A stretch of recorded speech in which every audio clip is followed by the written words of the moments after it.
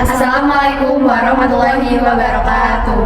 Perkenalkan, nama saya Nia Desiana dengan NPM 20231300017. Perkenalkan, nama saya Nisa Azhara dengan NPM 2023130039. Perkenalkan, nama saya Zalkan India Putri Alfia dengan NPM 2023130031. Perkenalkan, nama saya Octaviani dengan NPM 2023130009. Kami dari kelompok 6 akan memaparkan serta menjelaskan tentang overview manajemen keuangan.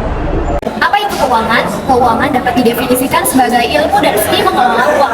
Di tingkat pribadi, keuangan berkaitan dengan keputusan individu tentang seberapa banyak mereka pendapatan yang mereka belanjakan, berapa banyak yang mereka simpan, dan bagaimana mereka menginvestasikan tabungan mereka. Di sebuah konteks bisnis, keuangan melibatkan jenis keputusan yang sama. Bagaimana perusahaan meningkatkan uang dari investor, bagaimana perusahaan menginvestasikan uang dan upaya untuk mendapatkan keuntungan, dan bagaimana mereka memutuskan apakah akan menginvestasikan kembali keuntungan dalam bisnis atau mendistribusikannya kembali kepada investor. Pengertian dan sejarah manajemen keuangan. Manajemen keuangan ialah aktivitas pemilik dan manajemen perusahaan untuk memperoleh sumber modal yang semurah-murahnya dan menggunakannya seefektif, seefisien, dan seproduktif mungkin untuk menghasilkan laba aktivitas itu. Aktivitas itu meliputi satu, aktivitas pembiayaan atau financial activity, yang kedua aktivitas investasi atau investment activity, dan yang terakhir aktivitas bisnis atau business activity. Fungsi manajemen keuangan menyangkut kegiatan perencanaan, analisis, dan pengendalian kegiatan keuangan. Mereka yang melaksanakan kegiatan tersebut sering disebut sebagai manajer keuangan. Hubungan manajemen keuangan dengan sistem informasi. Anda perlu memahami mengapa informasi keuangan penting bagi manajer di semua area fungsional. Dokumentasi yang harus memproduksi untuk mematuhi berbagai peraturan, dan bagaimana manipulasi informasi untuk keuntungan pribadi bisa membuat manajer mendapat masalah serius. Manajemen keuangan dengan pengelolaan dapat memahami berbagai bentuk bisnis organisasi, bagaimana mengkomunikasikan tujuan perusahaan kepada karyawan dan lainnya, memangku kepentingan dan kerugian dari hubungan antara manajer perusahaan dan pemiliknya, dan bagaimana sistem kompensasi dapat menyelaraskan atau tidak menyelaraskan kepentingan manajer dan investor. Kegiatan manajer keuangan. 1. Manajer keuangan perlu dana dari pasar keuangan. Pasar keuangan terdiri dari 1. Pasar uang jangka pendek money market, dan B. Pasar uang jangka panjang capital market. Secara keseluruhan, lembaga keuangan dapat terdiri dari 1. Sistem moneter. A. Otoritas moneter dari bank sentral. B. Bank pencipta uang viral atau bank umum. 2. Di luar sistem moneter. A. Bank bukan pencipta uang viral atau BPR. B. Lembaga pembiayaan, yaitu perusahaan sewa guna, perusahaan kartu kredit, dan ada perusahaan pegadaian.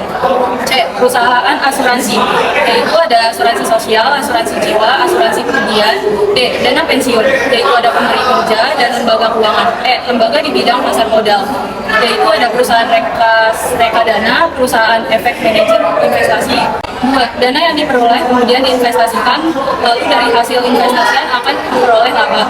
Dari skema tersebut tampak bahwa manajer keuangan harus melakukan 3 hal, yaitu 1. Keputusan investasi, 2. Keputusan pendanaan, 3. Kebijakan dividen.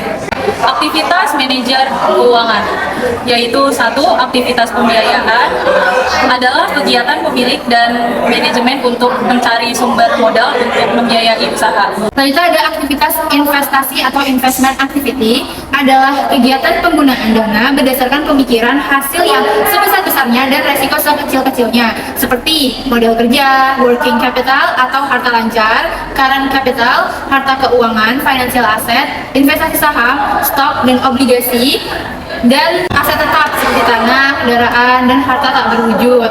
Baik, yang ketiga ada aktivitas bisnis atau business activity, adalah kegiatan untuk mencari laba melalui penjualan barang dan jasa dan efisiensi biaya, yaitu ada pendapatan dari penjualan, terus minuman, biaya, laba rugi, profit loss. Baik, tujuan dari manajemen keuangan adalah memaksimumkan nilai perusahaan. Nah, nilai perusahaan itu sendiri adalah harga jual perusahaan jika perusahaan tersebut dijual. Nah, nilai perusahaan akan semakin tinggi jika prospek perusahaan tersebut bagus. Nah, prospek yang bagus artinya laba perusahaan akan semakin tinggi dengan berjalannya waktu. Bagi perusahaan yang sudah go public, nilai perusahaan tercermin dari harga saham perusahaan itu sendiri. Mengapa harus belajar manajemen keuangan? Pemahaman tentang konsep teknik dan praktik manajerial keuangan akan sepenuhnya memperkenalkan kita dengan kegiatan dan keputusan manajer keuangan.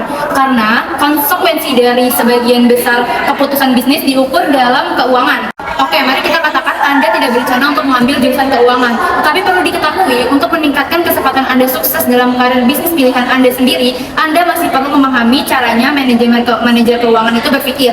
Seperti merekrut pekerjaan baru, menegosiasikan iklan anggaran, atau meningkatkan teknologi yang digunakan dalam proses manufaktur.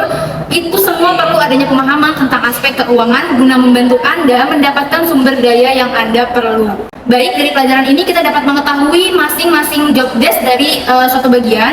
Yang pertama ada analisa keuangan, mempersiapkan rencana dan anggaran keuangan. Yang kedua ada manajer pengeluaran modal, itu mengevaluasi dan merekomendasikan investasi jangka panjang yang diusulkan. Manajer keuangan proyek mengatur pembiayaan untuk investasi jangka panjang yang disetujui dan lain sebagainya. Maksimum keuntungan. Mungkin tampak intuitif bahwa memaksimalkan harga saham perusahaan sama dengan memaksimalkan keuntungannya.